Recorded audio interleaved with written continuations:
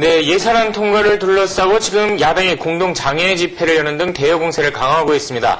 이런 분위기 속에서 한나라당도 역공에 나서겠다 이런 방침을 세우면서 대치 전선이 더 날카로워질 것으로 보이는데요. 한편 이런 분위기 속에서 한나라당 소속 22명의 국회의원이 앞으로 의원직을 걸고 몸싸움에는 참여하지 않겠다, 날치기 통과에는 참여하지 않겠다, 이런 성명서를 발표를 했습니다. 네, 또 민주당 박지원 원내대표는 한나라당 박근혜 전 대표에게 예산안에 대한 입장 표명을 촉구하고 나섰습니다. 김재원 정치평론가와 함께 향후 전국 전망해 보겠습니다. 안녕하십니까? 네, 안녕하세요. 자, 한나라당이 민주당의 예산 공세에 대해서 이제 우리도 가만히 있지 않고 역공을 펴겠다라고 했는데 여당 쪽에서 역공을 필 수 있는 게 뭐가 있죠? 일단은 지금 당장의 예산 정국 이후에 네.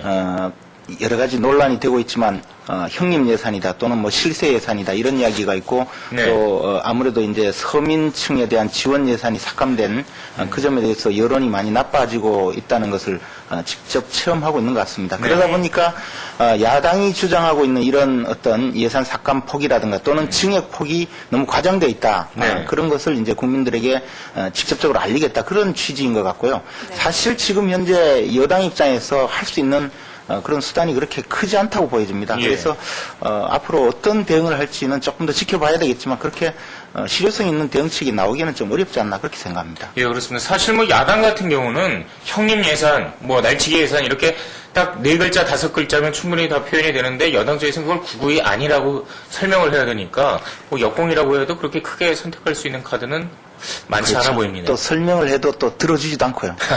네. 자, 이런 분위기 속에서 한나라당 국회의원 22분, 저도 국회 쪽 출입을 취재를 하면서 상당히 생각이 바르신 그런 분들이다 이렇게 생각을 했었는데 앞으로 날치기 통과에는 참여하지 않겠다, 의원직을 걸겠다 이렇게 말씀을 선언을 하셨어요. 그런데 앞으로 내년도 이제 공천도 앞두고 있고 이런 상황 속에서 과연 실효성이 있을까 이런 생각도 드는데 어떻게 보셨습니까? 그래서 이제 지금 수도권 주로 수도권 초재선 의원들이 중심이 되어서 이제 그런 선언을 하고 또 행동으로 옮기겠다라고 하고는 있지만 네. 과거에도 보면 당내에서 빚어진 여러 가지 악재가 나오면 이런 류의 쇄신론이라든가 또는 서명 파동도 있고 했지만 네. 그것이 그렇게 오래가지 않았던 이유가 본인들이 어떤 정치적 장래에 대한 확고한 어떤 의식을 가지고 또 행동으로 옮기는 것이 아니라 네.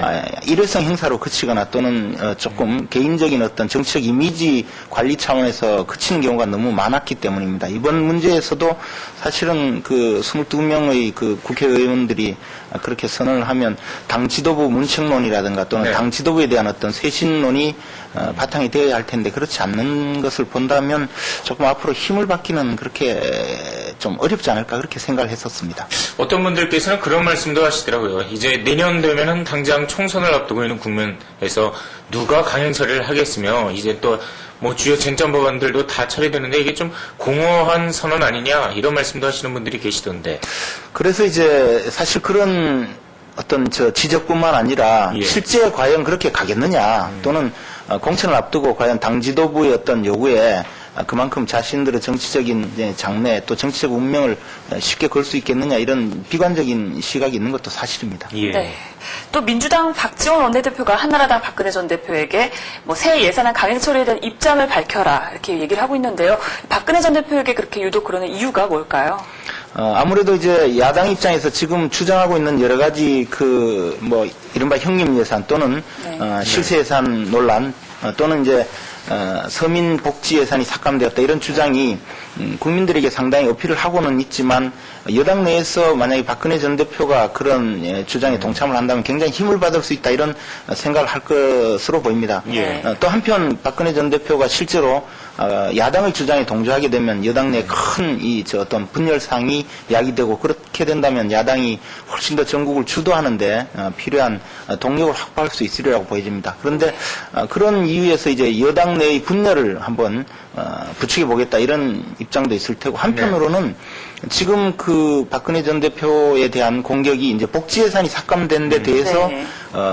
어떤 의견을 밝혀라 이런 이야기인데 네. 박근혜 전 대표가 지금 이제 한국형 복지국가라는 어떤 테마를 가지고 이제 상당한 입법 활동이라든가 앞으로 전국 구상을 해나가는 이 과정에서 네. 사실 야당 입장에서는 지난 지방선거에서도 무상급식 논란으로 이른바 보편적 복지 논쟁으로 이제 상당히 전국을 주도할 그런 생각을 갖고는 있지만 박근혜 전 대표가 이런 어떤 복지국가 테마를 먼저 선점함으로써 결국은 조금 그 전국 주도권을 놓칠 수 있다는 그런 판단이 있는 것 같습니다. 그러다 보니까 마치 이제 지난번 세종시 논란에서도 야당이 열심히 싸웠지만 결국 박근혜 전 대표의 입장 표명으로 과실은 박근혜 전 대표에게 갔다 이런 어떤 반성에서 이번에는 네. 조금 더 미리 선제 공격 차원에서 그런 어떤 논쟁을 벌이는 것이 아닌가 이런 생각으로 보입니다. 그러니까 이슈 선점 차원에서 이제 박지원 민주당 원내대표가 그렇게 이야기를 했는데 당장 박근혜 전 대표도 한나라당 박근혜 전 대표도 오늘 20일이죠. 사회보장기본법 전면 개정을 위한 공청회를 지금 앞두고 있는데 여기서 그 어떤 그 이번 복지 예산 삭감과 관련해서 어떤 이야기가 나오지 않겠느냐 예상이 있습니다. 뭐 발언이 나올 걸로 보십니까? 그런데 이제 저도 그 공청회 계획을 조금 잘 살펴봤었는데 네.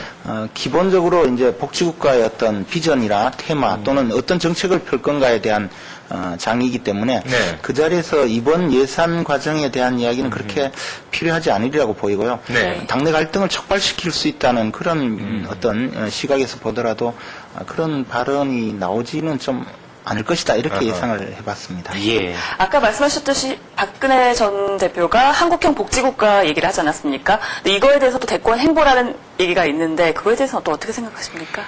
아마 다음 대선이 어떤 이슈를 가지고 이제 여당과 야당 또는 이제 보수 진영과 진보 진영이 격돌할 것인가에 대한 예측은 많지만 제가 판단하기로는 이제 안보 이슈, 즉 네. 지난번 그 지방선거에서도 약간 논란이 됐지만 한나라당 뽑으면 전쟁 난다 뭐 이런 테마와 또 야당은 북한에 굴종하자는 그런 주장이다 이런 안보 이슈와 함께 보편적 복지냐 아니면 선택적 복지냐 이런 복지 국가 논쟁이 아주 큰 테마가 되리라고 보여집니다. 이런 상황이라면 이 복지 국가의 어떤 비전, 한국형 복지 국가의 비전을 어떻게 제시하느냐가 차기 대권 주자들의 큰 어떤 이슈가 될 텐데요. 네. 그런 정도의 주제를 지금부터 준비하는 것이 상당한 또 대권 주자로서의 충분한 활동이라고 보여집니다. 아마 한국형 복지국가 내지 박근혜식 복지국가의 비전을 제시하는 것 자체가 결국은 대권 행보의 어떤 큰 출발점이라고 볼 수 있을 것입니다. 자, 이번 20일 박근혜 전 대표가 공청회를 통해서 어쨌건 첫 걸음을 뛸 것이다라고 보시는 것 같은데요. 네, 김문수 경기도지사도 18일이죠. 광교 포럼 출범식까지 예정이고요. 또 손학규 민주당 대표도 지금 동아시아재단 다시 재가동에 들어갔습니다. 그런데 2012년 12월에 이 대선이 예정이 되어 있는데 아직도 한 2년 정도 남은 과정 시점에서 이렇게 너무 빠르게 대권 행보를 보이고 있는 것 적절한 것인지 이것도 좀 궁금증이 생기는데요. 그런데 이제 정치 일정의 좀 그 문제가 조금 있긴 있습니다. 왜냐하면 2012년 12월에 대통령 선거가 있지만 그해 4월, 즉 내후년 4월 달에 총선이 있기 때문에요. 네. 이 총선을 거치고 나면 곧바로 대선 주자가 확정이 되게 됩니다. 그러면 총선에 결국 이제 총선 결과에 따라서 어떻게 보면 대선 주자들의 운명이 갈릴 그럴 가능성이 많기 때문에 총선을 두고 본다면 지금 불과 한 1년 정도 앞둔 시점이기 때문에 내년 초가 되면 아무래도 대선 주자들의 활동이 눈에 띌 수밖에 없는 현실적인 정치 일정의 이유가 있지 않는가 그렇게 생각을 합니다. 또 이번에 또 예산안에 대해서 한나라당도 이제 역공을 시작을 했고요. 야당 역시 지금 강경한 태세인데요. 이런 정국이 계속해서 진행이 될까요? 어떻게 보십니까? 상당 기간 지속될 수밖에 없다고 보여집니다. 왜냐하면 지금 현재 그 국회가 열려 있기는 하지만 실질적으로 뭐 전혀 회의가 소집되지 않는 상황이 있고요. 또 1월 달이 되면 어차피 또 국회가 장기간 휴회로 가게 되는데 지금 정치권에서 물밑 대화를 통해서 서로 주고받기 할 만한 바탕한 어떤 서로 간의 그 과실이 없습니다. 여당은 여당대로 야당에게 어떤 조그만한 그 이득이라도 주고 또 야당은 야당대로 실리를 챙길 만한 그런 상황이 전혀 없고 오히려 당내에서 만약에 야당 입장에서 여당과의 대화를 주장하다가는 지금 상황은 배신자로 낙인 찍히기 딱 좋은 그런 네. 상황이기 때문에 야당은 아주 강경한 태도로 갈 수밖에 없고 네. 여당은 여당 입장에서 지금 당장 야당에게 개헌을 요구를 하고 있지만 전혀 개헌에 대한 어떤 동력을 가질 상황도 아니고 그렇기 때문에 여당이 조금 지켜보다가 이제 공격적인 자세로 나온 것 같은데요. 네. 이렇게 된다면 상당 기간 공세적인 국면으로 가고 결국 국민들 입장에서 본다면 짜증스러운 그런 정치 현실이 계속 반복되지 않을까 조금 답답한 심정인 것도 사실입니다. 네. 뭐 결국 앞으로는 당분간 야당 쪽에서는 바깥을 돌면서 장외 집회 형태로 가고 여당 쪽에서는 그것이 아니다라고 이야기를 하면서 또 실은 지역구를 다지는 이런 모습이 연출될 가능성이 높다 이렇게 보시는군요. 그렇죠. 그래서 사실 몇 년째 그 겨울이 되면 항상 야당은 장외 집회를 해온 그런 전력이 있는데요. 네. 제가 국회에 있을 때도 보면 사학법 투쟁을 한다고 사실 전국을 돌면서 엄동설안을 떨었던 그런 기억이 있는데 지금 야당 입장에서 이제 권력을 내놓고 야당이 되면서 이 풍찬 노숙의 길로 접어들어서 아마 투지를 다지는 그런 한겨울이 되지 않을까 그런 생각이 듭니다. 굳이 추운 겨울에 나가는 이유, 뭐 나름대로 이유가 있겠죠. 예, 오늘 말씀 감사합니다. 고맙습니다. 그렇습니다.